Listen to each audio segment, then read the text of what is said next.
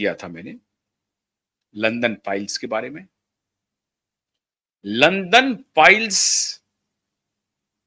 दोनों बाप बेटे की, आप समझिए, उनकी सत्ता में, उनके अहंकार में आखिरी कील होने जा रही है। यह आपको प्रकाश में नहीं आएगा, किसी अखबार में भी नहीं छपेगा, टेलीविजन पर भी नहीं चलेगा, लेकिन सूचनाएं हम तक तो पहुंचेगी। सरकार को भी मालूम है। सरकार की आलोचना मैं करता हूं, दम ठोक के करता हूं, लेकिन सरकार को मालूम है कि एक ही नेटवर्क है, क्यूवाइब नेटवर्क, जो किसी के सामने झुक नहीं रहा है, कोई समझौता नहीं कर रहा है, और इसीलिए गुप्त रूप से हम तक सूचनाएं पहुंच जाती हैं। पहुंचाने वाले का जिक्र भी हम नहीं कर सकते, लेकिन इशारा आप समझ रहे हैं, कार्रवाई आप देख रहे हैं, सबकी जानकारी हम आपको दे रहे हैं। पिछले दिनों प्रधानमंत्री ने इशारा किया था, लूटे हुए पैसे इस देश में वापस आएंगे। जिन्होंने लूटा है उनको लौटाना पड़ेगा। और यह बात महाराष्ट्र में जब वो कह रहे थे, तो साफ तौर पर निशाने पर ये दोनों बाप बेटे थे। उन्होंने कैटेगोरिकल कहा कि जो पिछली सरकार थी, उन्होंने लूट के वजह से आपका भला नहीं होने दिया। वो लूटते रहे, महाराष्ट्र की जनता त्राहिमाम करती रही, उनका लूट बदस्तूर जारी रहा। ये कौन कह रहे हैं? ये क्यूबाइब नेटवर्क नहीं कह रहा है, ये इस देश के प्रधानमंत्री कह रहे हैं। इशारा समझ लीजिए आप। और ठीक प्रधानमंत्री के इस बयान के 2-3 दिन पहले मुंबई में बड़े पैमाने पर कार्रवाई हुई। इसकी भी सूचना क्यूबाइब नेटवर्क ने आपको दी थी। उसके पहले बड़े पैमाने पर दिल्ली में कार्रवाई हुई, जिसमें 13,000 करोड़ मूल्य के एक खास चीज की बरामदगी हुई। वो खास चीज है ड्रग। 13,000 करोड़, ये छोटा आंकड़ा नहीं है, आप समझिए बात को। 13,000 करोड़ दिल्ली में। और उसके बाद गुजरात में भी बरामदगी हुई, और उनके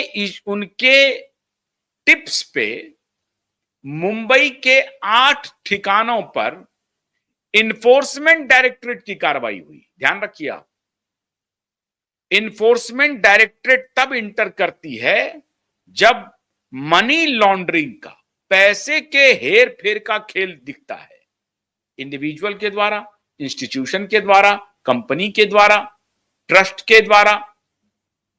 इन सभी, चाहे वो कोई ट्रस्ट हो, चाहे वो कोई इंडिविजुअल हो, चाहे कोई कंपनी हो, अगर इनके द्वारा पैसे का कोई इधर उधर बड़े पैमाने पर हुआ है, तो इन्फोर्समेंट डायरेक्टरेट की एंट्री होती है। और इन्फोर्समेंट डायरेक्टरेट की एंट्री के पहले 2-3 जो घटनाएं हैं वो बहुत महत्वपूर्ण है। दिल्ली में 13,000 करोड़ के ड्रग का मिलना, गुजरात में 3-4 हजार करोड़ के ड्रग का मिलना, और फिर उसके बाद मुंबई में ईडी के 8 ठिकानों पर डायरेक्ट एक्शन करना। और उन 8 ठिकानों का मैंने आपको हवाला दिया था कि ये ठिकाने दाऊद अब्राहम के ठिकाने हैं। दाऊद अब्राहम का जो स्लीपर सेल है, ये मुंबई में एक्टिव है, और मुंबई के हर नुक एंड कॉर्नर पर उसके लोग मौजूद हैं।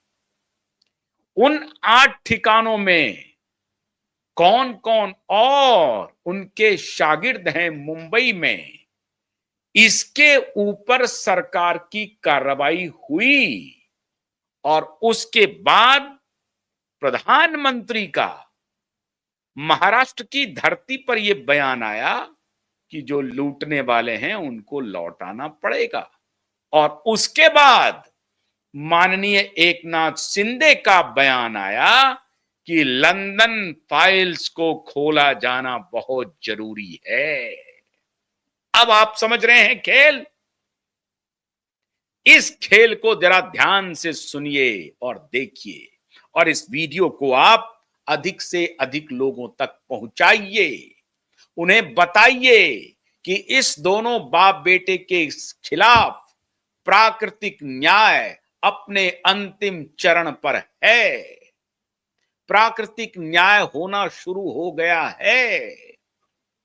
क्यों? और उसके पहले ये 13,000 करोड़ और 3,000 करोड़ की जो अदायगी हुई, उसके पहले चले जाइए। गृह मंत्री ने कहा था कि गद्दारों को नहीं छोड़ना है।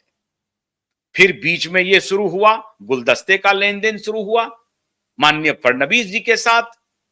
लेकिन प्रधानमंत्री की तरफ से और केंद्रीय गृह मंत्री की तरफ से सीधा संकेत चला गया कि नहीं, ये गुलदस्ते का लेन देन बहुत जरूरी हो जाए।